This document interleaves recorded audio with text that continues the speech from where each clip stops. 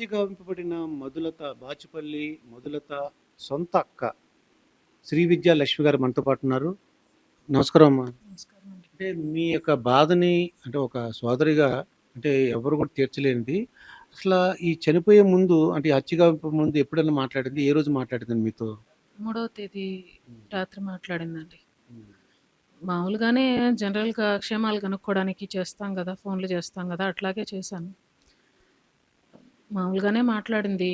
అంటే అతను పాపని తీసుకెళ్ళిన ఈ 3 మంత్స్‌లో పెద్దగా అతని క్యారెక్టర్ బయటపెట్టేలాగా గొడవలైతే చేయలేదండి.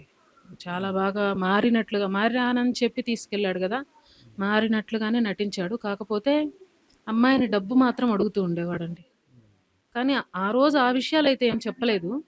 మేము హాలిడేస్‌కి ఊరెళ్ళున్నాము. అమ్మాయిని కూడా రమ్మని మేమెళ్ళేటప్పుడే చెప్పాము. అప్పుడే భయమేసింది మాకు. మేము గూడా ఎళ్ళిపోతున్నామమ్మా ఒక్కదానివి ఎట్లా అంటే ఆల్రెడీ ఇదివరకు ఆ అబ్బాయి క్యారెక్టర్ గురించి తెలుసు కదా! ఏమో మేము ఇంత క్రూరంగా చేస్తాడనుకోలే. కాకపోతే ఏమైనా గొడవలు చేస్తాడేమో, ఏమైనా కొడతాడేమో ఇట్లా అనుకున్నాం. అంటే అం ఈ మధ్య బానే ఉంటున్నాడులే అక్క నేను వస్తాను. వీలు చూసుకొని నేను గూడా వస్తానులే. ఎలక్షన్స్ ఎటు ఉన్నాయి గదా! అని చెప్పింది. ఆ రోజు అదే చెప్పింది. ఆహ్, ఒక వీకెండ్ చూసుకొని అబ్బాయితో మాట్లాడి వస్తాంలే. నేను మన ఇంటికొస్తాను. అబ్బాయి వాళ్ళ ఇంటికెళ్తాడు అని చెప్పింది. 3వ తేదీ నైట్ మాట్లాడిందండి. ఇంకా తర్వాత ఇంకా మరుసటి రోజు 4గో తేదీన మేము ఫోన్ చేయలేదు. ఆ రోజు సాటర్‌డే. ఇంకా ఆ రోజు నైట్ ఒకేసారి డైరెక్ట్‌గా పోలీసుల నుంచి కాలొచ్చిందండి. మిడ్‌నైట్ 12:30కి పోలీసుల నుంచి నాకు కాలొచ్చింది. భయమేస్తుంది గదండీ! ఎవరికైనా ఆ అంటే టైంలో. పోలీసులకి మీ నెంబర్ ఎలా తెలిసిందంటారు? అదే చెప్తున్నానండి. ఇతను హత్య చేసినవాడు. నాగేంద్ర భరద్వాజ్ అతను మా చెల్లిని అతి క్రూరంగా చంపేసి ఆహ్, డిస్పోజ్ చేయాలని ట్రై చేసి, అవన్నీ చేసి అతని చేతగాక ఎవరో ఫ్రెండ్ దగ్గరికెళ్ళాడంటండి. ఉమ్. గ్యాస్ లీక్ చేశాడు. 2 గ్యాస్ సిలిండర్స్ ఆహ్, మీకు తెలుసు గదా! ఎంత క్రూయల్‌గా చంపాడో. నేను మళ్ళీ చెప్పక్కర్లేదు కదండీ. పొడిచాడు మల్టిపుల్ టైమ్స్ నెక్‌లో. అంటే ఈ పోస్ట్ మార్టం రిపోర్ట్‌లో అది చూసినోళ్ళు చెప్తున్నారు కదా! ఎన్ని చోట్ల గాయాలయినాయటండి పోస్ట్ మార్టం దాంట్లో చూసారు? పోస్ట్ మార్టం రిపోర్ట్ డైరెక్ట్‌గా రాలేదు కానీ, హ్మ్. మేమక్కడికెళ్ళాం హాస్పిటల్ దగ్గర. పోస్ట్ మార్టం చేసిన వాళ్ళతో మాట్లాడాము. పర్ఫెక్ట్‌గా జరిగింది ఏంటనేది పోస్ట్ మార్టం రిపోర్ట్‌లో వస్తుంది. వాళ్ళు చెప్పిందైతే నెక్‌లో మల్టిపుల్ టైమ్స్ ఉన్నాయండి. నెత్తి మీద సుత్తితో కొట్టాడు. బాడీ మీద గూడా చనిపోయిన తర్వాత గూడా 4, 5 టైమ్స్ బాడీ మొత్తం మీద పొడిచాడండి. చనిపోయిన తరువాత కక్ష తీరక. కాలు కట్ చేశాడు, చెయ్యి కట్ చేశాడు. ఇంత క్రూరంగా ఎవరైనా దేశద్రోహులని హ్మ్. దేశ విద్రోహుల్ని, సంఘ విద్రోహ శక్తుల్ని గూడా ఇంత క్రూరంగా చంపరండి. మన పోలీస్ వ్యవస్థలో గూడా, న్యాయశాస్త్రంలో ఎక్కడా లేదు ఇంత క్రూయల్‌గా ఒక మనిషిని చంపడం అనేది. అతనికి ఏం అవసరం వచ్చింది? నా చెల్లెలు ఏం తప్పు చేసింది? అతనికి ఆహ్, అతన్ని మంచిగా చూసుకోవాలి. నేను నెమ్మదిగా మంచిగా ఉంటే అతను మారతాడు. నెమ్మదిగా నన్ను అర్థం చేసుకుంటాడు. కాపురం బాగుంటుంది. చిన్న బాబున్నాడు. బాబుకు తండ్రి అవసరం అని చెప్పి ఎళ్ళిందండి ఆ అమ్మాయి. లేకపోతే వెళ్ళదు. సంవత్సర కాలము 3 సంవత్సరాలు అతని టార్చర్ భరించి, ఇంక భరించలేక మా దగ్గరే ఉండిపోయింది. నమ్మించారండి. ఈ సంవత్సర కాలంలో మారానని జెప్పి, వాళ్ళ అక్కా, బావలు యూఎస్‌లో ఉంటారండి. గోనె వెంకటేశ్వర్లు, గోనె కోమలి అని. వాళ్ళ బావగారి తండ్రి కనిగిరిలో ఉంటాడండి ఆయన. రిటైర్డ్ హెడ్ కానిస్టేబుల్ ఆయన. వాళ్ళకు పోలీస్ వాళ్ళ సపోర్ట్ ఉందనే ధైర్యం గూడా. వాళ్ళందరూ ఫోన్‌లు జేసి, అమ్మాయిని ప్రొవోక్ జేసి, "మీది ఫ్యామిలీ, కాపురం నీది. మీ వాళ్ళు చెప్పినట్టు వింటున్నావు. నీ కాపురం చెడగొట్టుకుంటున్నావు. అబ్బాయి మారాడు. ఇక మీదట గొడవలు పెట్టడు.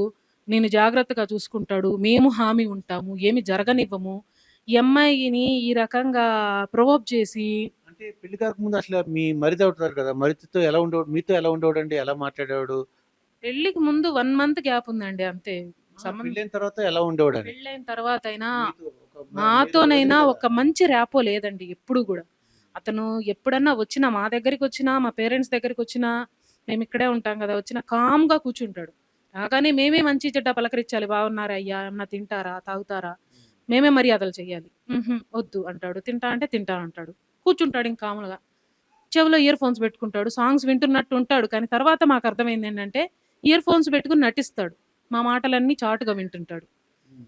తన పాటికి తనున్నట్టే ఉంటాడు. మాతో సరదాగా మాట్లాడడం గానీ, జోవియల్‌గా ఉండడం గానీ, ఫ్యామిలీతో కలిసిపోవడం గానీ, నేను వదిన్ని, ఆడమనిషిని నాతో ఉండరు ఎవరైనా మామూలుగా. మరిది ఎట్లా ఉంటారు? బావమరుదులున్నారిద్దరు. తోడ తోడల్లుడు ఆయన అన్నగారున్నారు మా హస్బెండ్. ఆయనతో గాని, వీళ్ళు కలగజేసుకొని అతన్ని మాట్లాడిచ్చి, మా కలుపుకోవాలని వీళ్ళు ట్రై చేయడమే గానీ, అతనిలో ఎప్పుడూ లేదండి మాతో కలిసిపోవడం అనేది. మాతో ఎప్పుడూ బాగా కలిసిపోయి ఉండడు. అతన్ని మేమెంతసేపు మా వైపు టర్న్ చేసుకుందాం. అమ్మాయి మాతో ర్యాపో బాగుంది. అమ్మాయి మాతో ఉండాలంటే అతను గూడా అతనితో మంచిగా ఉండాలి మేము. మేము ట్రై చేయటమే. అతనెప్పుడూ ఉండడు. అంటే ఒకవేళ ఈ మొదలత పేరున ఒక 50,00,000 ₹1,00,00,000 ఏమన్నా దాచుకుందంటారా? ఆ డబ్బులు అంటే అంత డబ్బుల ఆశ ఉండుంటదండి. అలాతే ఏంటి అని? డబ్బు ఆశ చాలా ఉందండి. దాచుకోవడం అంటే మాది మామూలుగా మిడిల్ క్లాస్ ఫ్యామిలీ అండి. మా నాన్నగారు కష్టపడి పెంచారు మమ్మల్ని. పిల్లలు పెరిగాక నేను అంటే పెరిగి అతనికి ఇవ్వకుండా అదే బ్యాంకులో చెప్తున్నానండి. వీళ్ళు జాబ్ చేస్తున్నారు. వచ్చిన సాలరీ మొత్తం వాళ్ళకిచ్చేస్తుంది అమ్మాయి. కాకపోతే అమ్మాయి పేరున వాళ్ళు ఇన్స్యూరెన్స్ చేయించారండి. హ్మ్. అది ఎంత అమౌంట్ అనేది మాకు క్లియర్‌గా తెలీదు గానీ, అది మాత్రం ఉంది. అమ్మాయి పేరున ఇన్స్యూరెన్స్ ఉంది. అమ్మాయికి సాలరీ బాగా వస్తుంది. ఈ 1 ఇయర్ నుంచి ఇవ్వలేదు అమ్మాయి. 3 ఇయర్స్ వాళ్ళకే ఇచ్చేసింది మొత్తం. ప్రతీదీ అమ్మాయిని డిమాండ్ చేసి తీసుకుంటారు. మాకే ఇచ్చేయాలని పెళ్ళైన నెక్స్ట్ మంత్ నుంచి నీ సాలరీ మాకే వస్తుందని వాళ్ళ మామగారు డిమాండ్ చేసి మరి తీసుకుంటారు. అమ్మాయి దగ్గర సింగిల్ పెన్నీ ఉండనివ్వరు. అమ్మాయి ఖర్చులకి గూడా వాళ్ళని అడిగే తీసుకోవాలి. అదెందుకు, ఇదెందుకు అంటారు. అమ్మాయిని ఫ్రీగా ఖర్చు కూడా పెట్టుకోనివ్వరు. ఇప్పుడున్న సమాజంలో ఒక ఆడపిల్ల, అందులో ఉద్యోగం చేసే ఆడపిల్లకు ఖర్చులు, కోరికలు ఉంటాయి గదా! అవి తీర్చుకోవడం కూడా కష్టమే అమ్మాయికి. దేనికి ఆర్థిక స్వేచ్ఛ ఉండనివ్వరు. మొత్తం తీసేసుకుంటారు. ఇప్పుడు జరిగిందల్లా వాళ్ళు డబ్బు పిచ్చి చాలా ఉంది. ఈ అమ్మాయి మా దగ్గర ఉన్న ఈ సంవత్సరం నుంచి వాళ్ళకి డబ్బు పంపించలేదు. వెళ్ళిన తర్వాత కూడా నేను ఇవ్వనని చెప్పేసింది ఆ అమ్మాయి. ఎందుకంటే ఇట్లా అమ్మాయికి ఆర్థిక స్వేచ్ఛ లేకుండా ఏ మనిషైనా ఎలా బ్రతుకుతారండి? చిన్న చిన్న విషయాలకు కూడా అవతల వాళ్ళని అడిగి డబ్బులు తీసుకోవాలి. ఒక సంపాదిస్తున్న అమ్మాయి, ఇంత సంపాదిస్తున్న అమ్మాయి అంటే కష్టంగా ఉంటుంది కదా! పైగా చిన్న బాబున్నాడు. నాకు ఖర్చులుంటాయి. నేనింక ఇవ్వను మీకు. పైగా మీకిస్తే ఆ అమ్మాయి అవసరాలకు ఇవ్వరు వాళ్ళు. వాళ్ళ దగ్గరున్న బల్క్ అమౌంట్ తీసుకెళ్ళి ల్యాండ్స్ కొనాలి, బ్యాంక్‌లో పెట్టుకోవాలి. ఇవే చేస్తారు తప్పితే, ఈ అమ్మాయి గోల్డ్ కూడా అమ్మాయి దగ్గర ఉండదు. మొత్తం వాళ్ళే బ్యాంక్‌లో పెట్టేసుకుంటారు. గోల్డ్ నాకు తెచ్చివ్వండి. నాకేమైనా ఫంక్షన్స్‌కో వేసుకోవాలనిపించినప్పుడు వేసుకోవాలని అడిగితే దానికి కూడా గొడవ పెట్టుకుంటారు. మరి అట్లాంటి పరిస్థితుల్లో అమ్మాయి నా అవసరాల కోసం నాకు కావాలని చెప్పి ఇవ్వనని చెప్పింది. నేను మనీ ఇవ్వను. నా సాలరీ నా దగ్గరే ఉంచుకుంటా. ఇంకొకటి ఆ అమ్మాయిని మా దగ్గరికి రానివ్వరు. పేరెంట్స్ దగ్గరికి, తోబుట్టువుల దగ్గరికి, ఫ్రెండ్స్ దగ్గరికి ఎవ్వరి దగ్గరికి వెళ్ళనివ్వరు. నాకు ఆ స్వేచ్ఛ కావాలి. నాకు నచ్చినప్పుడు నా పేరెంట్స్ దగ్గరికి, మా అక్క దగ్గరికి నేను వెళ్తాను. అని ఓ విధంగా స్వేచ్ఛ కావాలని కోరుకుంది. కోరుకుంది. ఆ! ఇవన్నీ చెప్పింది. ఇదొకటి. నా మీద డిమాండ్స్ పెట్టకూడదు. వాళ్ళ అమ్మా, నాన్నలు అమ్మాయిని క్యారెక్టర్ అసాసినేషన్ చేశారు. దారుణంగా తిట్టారు, వేధించారు. బాధపడతారు గదా! కాబట్టి వాళ్ళ దగ్గరికి నేనిప్పుడే రాలేను. వాళ్ళను నా దగ్గరికి రానివ్వద్దు. మా కాపురంలో వాళ్ళ జోక్యం ఉండకూడదు. ఎందుకంటే అతనితో మాట్లాడి ప్రతీది అమ్మాయి మీద చాడీలు చెప్పి, వాళ్ళిద్దరి మధ్య గొడవలు పెట్టేది వాళ్ళ పేరెంట్సేనండి. మెయిన్‌గా అమ్మాయి పెళ్ళయిన దగ్గర నుంచి గొడవలు పెరిగి పెద్దవవ్వడానికి వాళ్ళ పేరెంట్స్, ముఖ్యంగా వాళ్ళ మదరు మీ చెల్లి గారితో, కారణం. చనిపోయిన చెల్లితో బాగా అనుబంధం ఉన్న చాలా, జ్ఞాపకాలు ఒక్కసారి చెప్పండి. 2, చాలా 3 అండి. ఏమన్నా చెప్పండి. జ్ఞాపకాలేంటండి నాకు. అనుక్షణం మాకు అమ్మాయి ఇక్కడ తిరుగుతున్నట్టు, ఇప్పుడు కూడా అక్కడ కూర్చున్నట్టే ఉందండి. ఇక్కడే ఈ సంవత్సర కాలంలో మా పేరెంట్స్ దగ్గర, నా దగ్గరే ఉందండి ఎక్కువగా. అక్కడ కొన్నాళ్ళు, ఇక్కడ కొన్నాళ్ళు ఉంటూ, బాబును పెంచుకుంటూ, అమ్మాయి జాబ్ చేసుకుంటూ మాతోనే ఉంది. నాతో అసలు చాలా అండి. మాకు జ్ఞాపకాలంటారా, మా లైఫ్ అండి అది. కలిసిపోయి అది నా లైఫ్‌లోంచి, నా బాడీలోంచి ఒక పార్ట్ లాగేసినట్టుందండి నాకు. అనుక్షణం మా అమ్మాయి గుర్తొస్తుంది. ఇక్కడ తిరుగుతున్నట్టు, అక్క అని పిలుస్తున్నట్టు, నా పిల్లల్ని తన సొంత పిల్లలుగా చూసుకుంటదండి. నాకు ముగ్గురు పిల్లలు. చిన్న బాబు ప్రీమెచ్యూర్ బేబీ అండి. నేను 1 ½ మంత్ హాస్పిటల్‌లో ఉండాల్సొచ్చింది. ఆ టైంలో నా పెద్ద పిల్లల్నిద్దరిని తనే చూసుకుంది. అప్పటికి తను 5 మంత్స్ ప్రెగ్నెంట్ అయ్యుండి గూడా, నాకు ఏ అవసరం వచ్చినా తను చూసుకుంటుంది. ఒకరికొకరం ఉంటాము. ఫ్రెండ్లీగా ఉంటాం మేము. ఆ ర్యాపోని అతను భరించలేడండి. అందుకే మేము ఫ్రెండ్లీగా ఉంటామని, అదొక సైకోయిక్ మెంటాలిటీ అండి. ఉండకూడదు ఆ అమ్మాయి. ఎవ్వరితో ఫ్రెండ్లీగా ఉండకూడదు. తనకు ఫ్రెండ్స్ గూడా ఉండకూడదు ఈవెన్. ఫ్రెండ్స్‌తో మాట్లాడినా గూడా అనుమానిస్తాడు. ఏంటి? ఏం మాట్లాడుతున్నావు? వాళ్ళింటి విషయాలేమన్నా బయటికి చెప్తదేమోనని భయం. అతను చేసే, అమ్మాయిని చేసే టార్చర్ గురించి మాకు గాని, ఫ్రెండ్స్‌కి గాని చెప్పుకుంటదని, ఆ అమ్మాయి మీద సీక్రెట్‌గా స్పై చేసేవాడండి. అమ్మాయి మాట్లాడుతున్నప్పుడు పక్కన వేరే ఫోన్ పెట్టి రికార్డ్ చేసేవాడు. అవి ఈ అమ్మాయి మా దగ్గర ఉన్న టైంలో బయట పెట్టి ఆ అమ్మాయి క్యారెక్టర్‌ని బ్యాడ్ చేసే ప్రయత్నం చేశాడు. మాకప్పుడు తెలిసింది ఇతను చేసే పనులు. ఇలాంటి పనులు చేసేవాడు. అమ్మాయిని బ్యాడ్‌గా క్రియేట్ చేయాలని చూసేవాడు. అమ్మాయిని ఒంటరిదాన్ని చేయాలి. అమ్మాయికి పక్క నుంచి ఎవరి సపోర్ట్ ఉండకుండా చేయాలి. ఆ అమ్మాయికి అతను తప్పితే వేరే గతి లేనట్లు బ్రతకాలి ఆ అమ్మాయి. ఎవరు బ్రతుకుతారండి ఇప్పుడున్న రోజుల్లో? ఒక ఇండివిడ్యువల్‌గా జాబ్ చేసుకుంటూ 16,00,000 సంపాదిస్తున్న అమ్మాయి అలా ఎలా బ్రతుకుతుంది? తనకంటూ ఒక వ్యక్తిత్వం ఉండదా? మా చెల్లి ఎంత మంచిదంటే, అమ్మాయి అంత సంపాదిస్తూ గూడా ఈగో ఉండదండి. ఆ అబ్బాయికి సరైన జాబ్ లేదు, టాలెంట్ లేదు. ఆ అబ్బాయికి అన్నీ ఈజీగా వచ్చినియండి నిజంగా చెప్పాలంటే. చదువుకునేటప్పుడు అన్నీ ఈజీ. అత్యవసర మార్కులతో పాస్ అయ్యాడు. జాబ్ రాలేదు. కొన్నాళ్ళు ఇబ్బంది పడ్డాడంట. మాకు తర్వాత తెలిసినియి ఇవన్నీ.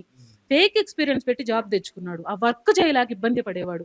కొన్నిసార్లు మా చెల్లిని డిమాండ్ చేసేవాడు వర్క్ చేయమని. కొన్నిసార్లు ఏడ్చి బతిమలాడేవాళ్ళు. డిఫరెంట్ యాంగిల్స్ ఉన్నాయండి అతనిలో. పోన్లే పాపం హస్బెండ్ కదా అని చెప్పి ఈ అమ్మాయి తన వర్క్ చేసి పెట్టేది. ఈ అమ్మాయి వర్కు, అతని వర్కు 2 వర్కులు మా చెల్లి చేసేది. పెళ్ళయిన దగ్గర నుంచి. ఎప్పటి వరకు? చిన్న బాబు ప్రెగ్నెన్సీ టైంలో అమ్మాయి ముందు రోజు డెలివరీ ముందు రోజు వరకు వర్క్ చేయించుకున్నాడు ఆ అమ్మాయితో. ఆ అమ్మాయి మెటర్నిటీ లీవ్ 7th మంత్‌లో పెట్టుకొని, రెస్ట్ కోసం 7th మంత్‌లో లీవ్ పెట్టుకొని ఉంటే కూడా అతను వెంటే అమ్మాయి వెంట పుట్టింటికొచ్చి మా అమ్మగారింట్లో అతను 3 నెలలు ఉన్నాడు. అతను వర్క్ చేపించుకోవడం కోసం ఒకటి, అమ్మాయి మాతో ఎక్కడ ఫ్రీగా ఉంటదోనన్న భయం. మాట్లాడనివ్వడు ఎవరితో. ఫ్రీగా ఉండనివ్వడు, కలవనివ్వడు. అయితే ఈ మధులత తను బట్టలు సర్దుకుంటుంటే అంటే ఓటేయడానికి వెళ్దాం అనుకుంటుంటే సడన్‌గా అంటే వెనక నుంచి ఒకేసారి ఎళ్ళుంటాడంటారా? అదేనండి. అది పోలీసు వాళ్ళు చెప్పింది అతను కన్ఫెస్ చేసిన విధానం ద్వారా మాకర్థమైన విషయం. గొడవ జరిగిందంట. మా హ్మ్. అమ్మాయి ఊరెళ్తాను అని అడిగితే, మా ఇంటికే రావాలి. మీ అమ్మగారింటికెళ్ళడానికి వీల్లేదు అని గొడవ పెట్టుకున్నాడంట. హ్మ్. అతనే చెప్పాడు. అంటే ఈ అమ్మాయి మీ నాన్నగారు, మీ అమ్మగారు నన్ను బాధ పెట్టారు. చాలా దారుణంగా మాట్లాడారు. నేను రాలేనిప్పుడల్లా. నాకు టైం కావాలని అడిగిందంట. హ్మ్. అతను ఒప్పుకోలేదు. వెంటనే వచ్చేయాలి. నువ్వు అక్కడికెళ్ళడానికి మాత్రం వీల్లేదని గొడవ పెట్టుకున్నాడంట. అంటే ఎలా చంపాడనేది పోలీసులు చెప్పుంటాడు గదా! చెప్పారండి. పోలీసులు గొడవ పెట్టుకుంటే ఇట్లా గొడవలు చేశావంటే నేను ఉండను వెళ్ళిపోతానని బట్టలు సర్దుకోవడానికి కబోర్డ్ దగ్గరికెళ్ళిందంటండి. ఆ! వెళ్ళి బట్టలు సర్దుకుంటుంటే వెనక నుంచి అటాక్ చేశాడంట. డైరెక్ట్‌గా నెక్‌లో పొడిచాడా, నెత్తి మీద కొట్టాడా అనేది మాకు క్లారిటీ లేదు. హ్మ్. ఫస్ట్ ఏ అటాక్ చేశాడనేది లేదు. డైరెక్ట్‌గా అటాక్ చేశాడు. అది ముందు అతను అరిచినా, కొట్టడానికి మీదికొస్తున్నాడని కొంచెం 1 సెకండ్ ముందు అమ్మాయికి అర్థమైనా అమ్మాయి డిఫెండ్ చేసుకోగలిగేది. చాలా స్ట్రాంగ్ అండి మా చెల్లెలు. మెంటల్‌గా, ఫిజికల్‌గా చాలా స్ట్రాంగ్. చాలా స్టెబిలిటీగా గూడా ఉంటుంది ఆ అమ్మాయి. తను ఊహించిన పరిణామం అయి ఉంటదండి. ఊహించకుండా అటాక్ చేసి డైరెక్ట్ ఒకేసారి ప్రాణం పోయే దెబ్బ డైరెక్ట్‌గా ఏసాడండి. ఆ అమ్మాయి కుప్పకూలిపోయింది. అది క్లియర్‌గా అర్థమవుతుంది. ఎందుకంటే కబోర్డ్ పక్కనే పడుంది ఆ అమ్మాయి.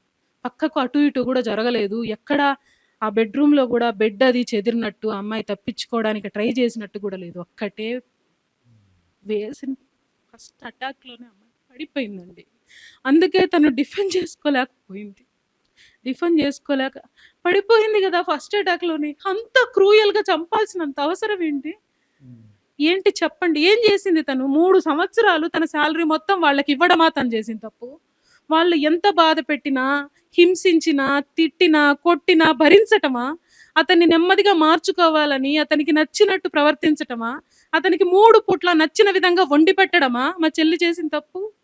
చెప్పండి. బాబు పుడితేనన్నా మారతాడు. నెమ్మదిగా బాబుతో అన్నా ర్యాపో పెంచుదాము అని చెప్పి, ఆ అమ్మాయి అతనికి నచ్చినట్టుగా నడుచుకునేది. పొద్దున 7:30కి చిన్న బాబుని పెట్టుకొని లేసి అబ్బాయికి టిఫిను, భోజనము, క్యారియర్ కట్టేయగలుగుతుందా ఏ ఆడపిల్లన్నా చెప్పండి? హ్మ్. చిన్న బాబుని పెట్టుకొని కూడా ఈ 3 నెలలు చాలా ట్రై చేసిందండి అతనికి నచ్చిన విధంగా ఉండడానికి. కానీ అతను పథకం ప్రకారం చేశాడండి. హ్మ్. మా చెల్లెలు అంత మంచి మనిషిని, ఆ అమ్మాయి వీలైతే నలుగురికి సహాయపడదాం అనుకుంటుంది గానీ, పక్కన వాళ్ళకు నొప్పించే విధంగా గూడా మాట్లాడదండి. నెమ్మదిగా ఉంటుంది ఆ అమ్మాయి. ఎంత సాఫ్ట్ నేచర్ అసలు. అంత మంచి పిల్ల వాడికి 7, 7 జన్మలెత్తినా దొరకదండి. నెత్తిన పెట్టుకొని చూసుకోవాల్సిన పిల్ల ఆ పిల్ల. హ్మ్. అట్లాంటి పిల్లని అంత క్రూరంగానా? మరి ఎటువంటి న్యాయస్థానంలో ఎక్కడా లేదే ఇలాంటి శిక్ష. ఎందుకంత క్రూరంగా చంపాలి చెప్పండి? ఆ!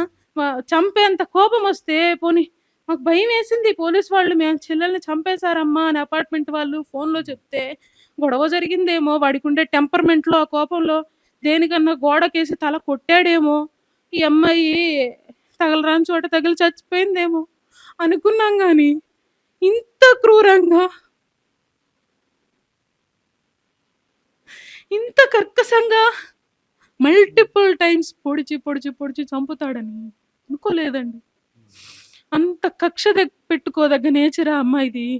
అతనికి జాబ్ లేకపోతే ఆ అమ్మాయి టెక్నాలజీ నేర్పించి, పక్క నుండి ప్రతి విషయం అర్థమయ్యేలాగా నిదానంగా చెప్పి, ఆ విషయాలు మాకెవరికన్నా తెలిస్తే అతని విలువ పోతుందని మాకెవరికీ చెప్పకుండా, తన భర్త గౌరవం గురించి, తన అత్తింటి గౌరవం గురించి ఆలోచించి నెమ్మదిగా మారతాడు. నా కాపురం నెమ్మదిగా ఉంటుంది. నలుగురు నోళ్ళల్లో పడకూడదు. ఎంత భరించిందండి. ఈ రోజుల్లో ఉన్న ఆడపిల్లలు ఎవరు భరిస్తున్నారండి? చిన్న విషయాలకి కోర్టు మెట్లెక్కుతున్నారు. చిన్న చిన్న వాటికి పోలీసుల దగ్గరికెళ్తున్నారు. నలుగురిలో పెట్టి పంచాయతీలు పెట్టేస్తున్నారు. 3 సంవత్సరాలు భరించిందండి నా చెల్లెలు. 3 సంవత్సరాలు ఏదైనా గొడవ జరిగితే భరించలేకపోతే మాకెవరికన్నా చెప్పుకునేది. పెద్ద పెద్ద గొడవలే చేశాడు. మా నాన్నగారి మీదకొచ్చాడు. నచ్చజెప్పాము. ఇలా చేయొచ్చా, అలా చేయకూడదని చెప్పి తను నచ్చజెప్పుకునేది. నెమ్మదిగా ఉండడానికి, నెమ్మదిగా మార్చుకోవడానికి ప్రయత్నాలు చేసేది. ఈ అమ్మాయి అతన్ని మార్చుకోవడానికి, ఇంకో పక్క మంచిగా మార్చుకోవడానికి ప్రయత్నాలు చేస్తుంటే, వాళ్ళ అమ్మా నాన్నలు అతనికి ఆ బ్యాడ్ బిహేవియర్‌ని ప్రోత్సహించేవాళ్ళు. ఈ అమ్మాయి మీద ఇంకా లేనిపోని చాడీలు చెప్పి, ఆ! ఈ అమ్మాయి మీద రెచ్చగొట్టేవాళ్ళు. ఈ అమ్మాయి మీద గొడవలు పెట్టేవాళ్ళు. ప్రతిసారి జరిగే గొడవ ఇదే. అతనికి చెప్తారు ఆ గొడవలు మా దగ్గరున్న టైంలోనే, "అరేయ్! నువ్వు తగ్గమాక. తగ్గితే మాటినరు. ఏం చేస్తది? తగ్గమాక. వీలైతే కొట్టు" హ్మ్. అని వాళ్ళ నాన్నగారు అతనితో ఫోన్‌లో మాట్లాడుతుండగా మేము విన్నామండి. అలా చెప్తారండి. ఏ ఏ కడుపు అన్నం తినే తల్లిదండ్రులు ఎవరైనా అలా చెప్తారండి? నెమ్మదిగా చేసుకోవయ్యా సంసారం. అంత కోపం ఎందుకు? అంత నెమ్మదిగా ఉండే పిల్ల మీద అంత కక్ష ఎందుకు? నువ్వు నెమ్మదిగా ఉంటే ఆ అమ్మాయి నీకు చెప్పిన మాట వింటది కదా! అమ్మాయి చెప్పిన మాట వినకుండా ఏ రోజు ఉండదండి. ఇంత క్రూయల్‌గా తండ్రి మీదికి అన్ని సార్లు కొట్టడానికొచ్చిన భర్తని ఏ ఆడపిల్లండి క్షమించి కాపురానికెళ్తది? అమ్మాయి అన్నీ సహించి, చిన్న బాబుకు తండ్రి కోసమని భరించి వెళ్ళి, సరేలే నెమ్మదిగా సర్దుకుపోతాము. కుటుంబాలు నెమ్మదిగా కొన్నాళ్ళు కలుస్తాయిలే అని చెప్పి అతని గురించి ఆలోచించి వెళ్ళిందండి. ఒక్కడు ఎట్లా బాధపడతాడో, నేనుండి దగ్గరుంటే మంచి చెడ్డ చెబుతుంటే ఇలాంటి నేచర్ తగ్గుతుంది. వాళ్ళ అమ్మా నాన్న చెప్పే మాటల వల్ల ఇలా తయారవుతున్నాడు అతను. నేను చెప్తే నెమ్మదిగా చెప్తే వింటాడు. అంటే ఎప్పుడైనా లేదంటే టూర్‌లు కౌన్సెలింగ్‌కి తీసుకెళ్దాము. హ్మ్. తీసుకెళ్తాను కౌన్సెలింగ్‌కి అని కూడా అడిగిందండి. మేము కూడా అమ్మాయిని పంపించే ముందు కౌన్సెలింగ్స్ ఒక 2 సెషన్స్ అన్నా అటెండ్ అవ్వమని చాలా అడిగామండి. ఎందుకంటే ఈ రోజుల్లో మామూలుగా మన బుర్రకి ఎక్కనివి పెద్దవాళ్ళు చెప్పే విధంగా చెప్తే అర్థమవుతాయి. అది కూడా చెప్పాం. కానీ అతను చాలా ఈగోయిస్టిక్ పర్సనాలిటీ. నాకేమైంది కౌన్సెలింగ్‌కి వెళ్ళటానికి? నాకేమన్నా క్యాన్సర్ ఉందా అని మాట్లాడతాడు. చాలా నాకే ఈగోయిస్టిక్. అన్నీ తెలుసని ఉంటాడండి. నాకే అన్నీ తెలుసు. నేను మంచోడిని. నేనేది చెప్తే అది అమ్మాయి వినాలి. ఇప్పుడు వీళ్ళిద్దరూ కలిసి ఎప్పుడైనా టూర్‌లు గాని, సరదా తీసుకెళ్ళటం సినిమాలకి, షికారులకి అలా తిప్పేవాడండి చాలా ఏమన్నా? తక్కువండి. చాలా తక్కువ. టూర్‌లు లేవు, ఏమీ లేవు. పెళ్ళైన తర్వాత కూడా 2 ఇయర్స్ వరకు ఏమి లేదు. మా తమ్ముడి పెళ్ళైన తర్వాత మా తమ్ముడు వాళ్ళు వెళ్తుంటే టూర్‌కి వాళ్ళతో కలిసి ఎళ్లారు వీళ్ళు. హ్మ్. మాట్లాడుకొని మేము ఇంతవరకు ఎక్కడికి వెళ్ళలేదని మా చెల్లి వెళ్దాము అని అడిగితే, మా తమ్ముడు వాళ్ళు, మా తమ్ముడి కపుల్, మా చెల్లి కపుల్ కలిసి ఒక్కసారి ఎళ్లారు అంతే. వీకెండ్స్‌లో మామూలుగా ఇప్పుడుండే సాఫ్ట్‌వేర్ ఎంప్లాయీస్ ఎవరండి ఇంట్లో కూర్చుండేది? ఇతను ఇంట్లోనే ఉంటాడు. డబ్బు ఖర్చు పెట్టడండి. రూపాయి బయటికి తీయడు. ఎక్కడికన్నా ఎళ్తే డబ్బులు ఖర్చయిపోతాయి. హ్మ్. అందుకని రూపాయి బయటికి తీయడు. ఎక్కడికన్నా ఎంఐకి వెళ్దామన్నా కూడా, మూవీకి వెళ్దామన్నా కూడా 2 రోజుల్లో ఓటీటీలో వస్తదిగా ఎందుకు అంటాడు. ఎక్కడికి తీసుకెళ్ళేది ఉండదు. ఆదివారం అయితే ఆ నాన్ వెజ్ తేవడం మాత్రం చేస్తాడు. అది మాత్రం పిచ్చి. హ్మ్. ఆ పని మాత్రం చేస్తాడు గానీ ఎక్కడికి తీసుకెళ్ళేది ఉండదు. ఒక సరదా సంతోషం ఉండదు. నవ్వుతూ మాట్లాడడం కూడా తెలీదు అతనికి. ఒక జడ పదార్థంలా కూర్చుంటాడు. హ్మ్. ఈ అమ్మాయి అన్నీ భరిస్తది. కానీ ఎంతవరకు అతనితోనే ఉండమంటే, పోనీ నువ్వు జోవియల్‌గా ఉంటూ, ఆ అమ్మాయిని సంతోషంగా చూసుకుంటుంటేనన్నా మర్చిపోగలుగుతదేమో. మా దగ్గరికి రాకుండా అతనితోనే ఉండడానికి ఏం చూసుకొనుంటుంది? తనకు కొంచెం రిలాక్స్ అవ్వాలని ఉంటుంది గదా! నలుగురిలోకొస్తే గదా అయ్యేది. మరిక ఈ 17 నెలల బాబుని ఎవరు చూసుకుంటారు? ఫ్యూచర్‌లో అతని ఫ్యూచర్ ఎలాగా? భవిష్యత్తు ఎలాగమ్మా? ఫ్యూచర్ అలాగని మేమేం చెప్పగలుగుతామండి? ఫ్యూచర్ గడిచే రోజులను బట్టి తెలుస్తుంది. మా కలు బాబు నిద్ర మధ్యలో లేచి ఏడుస్తుంటే వాడిని ఎలా ఊరుకోబెట్టాలో మాకర్థం గావట్లేదు. పాలు తాగుతున్నాడంట కదన్నా! పాలు తాగి తల్లి పక్కన పడుకునే బాబండి. మేమందరం ఎంత చూసుకున్నా నేను అలవాటే పెద్దమ్మని. అమ్మాయి ఈ 1 ఇయర్ కాలం దేవుడు మా దగ్గర ఉంచటం వల్లేమో బాబు మాకందరికి బాగా అలవాటే. మాలిమి బాగా ఉంటాడు. కానీ తల్లి తెలుస్తుంది గదా! తల్లి స్పర్శ వేరు, పెద్దమ్మ స్పర్శ వేరు కదండీ! ఎంత బాగా చూసుకున్నా అమ్మమ్మ, పెద్దమ్మ, మామయ్య, తాతయ్య, అత్తయ్య మేమందరం ఎంత బాగా చూసుకున్నా తల్లిని మరిపించగలుగుతామా? ఆ బాబుకి ఆ వేదన తీర్చగలమా? అతనికి ఆ జ్ఞానం గూడా లేదండి. అతనికి వాళ్ళ పేరెంట్స్ అంటే చాలా ఇష్టం. ఈ రోజుటికి గూడా వాళ్ళ అమ్మతోటి గోరుముద్దలు పెట్టించుకుంటాడండి. వాళ్ళ అమ్మ ఒళ్ళో పడుకుంటాడు. మరి మీ అమ్మ ప్రేమ నీకంత అవసరమైనప్పుడు చిన్న బాబు, సంవత్సరన్నర బాబుకి అవసరం లేదా? ఎందుకు ఆ జ్ఞానం లేకుండా పోయింది? నీకు మీ అమ్మ అంత గొప్పదైతే ఆ బాబుకి అమ్మ అవసరం లేదా? కావాలి గదా! నీకు అవసరం లేకపోతే పంపించేయి.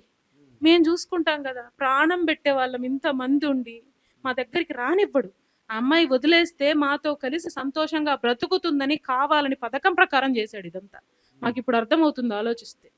సంవత్సరం పాటు పిల్లాడిని చూడ్డానికి గూడా రాని వ్యక్తి నేను తీసుకెళ్తాను మారానని వాళ్ళ అక్క బావల ద్వారా, వాళ్ళ తాతగారి ద్వారా, వాళ్ళ పేరెంట్స్ ద్వారా నమ్మించి మా నాన్నగారి చేతిలో తాంబూలం పెట్టి, మామయ్య అసలు ఈ కాలంలో మా నాన్నగారికి క్యాన్సర్ ఉందని తెలిసినా కూడా పలకరించడానికి కూడా ఫోన్ చేయలేదతను.